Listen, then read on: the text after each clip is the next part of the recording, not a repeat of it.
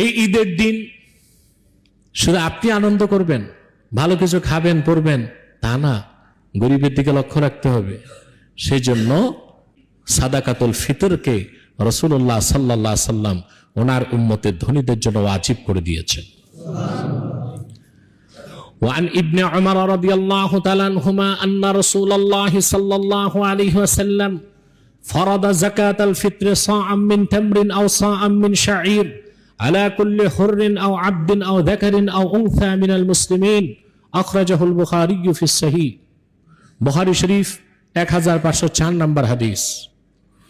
ইবনে উমর রাদিয়াল্লাহু তাআলা আনহুমা বলেছেন, আল্লাহ রাসূল মুহাম্মদ সাল্লাল্লাহু আলাইহি সাল্লাম উম্মতের ধনীদের উপর সাদাকাতুল ফিত্র, ফিতরাকে ফরজ করে দিয়েছেন, ওয়াজিব অর্থে ওয়াজিব করে দিয়েছেন।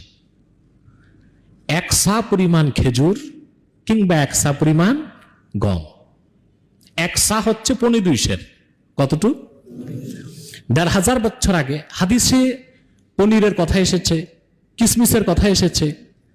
1500 বছর আগে রাসূলুল্লাহ নূরের জমানায় খেজুরের যে দাম ছিল, গমের দাম প্রায় কাছাকাছি ছিল। তো আমাদের উম্মতের জন্য দুইটা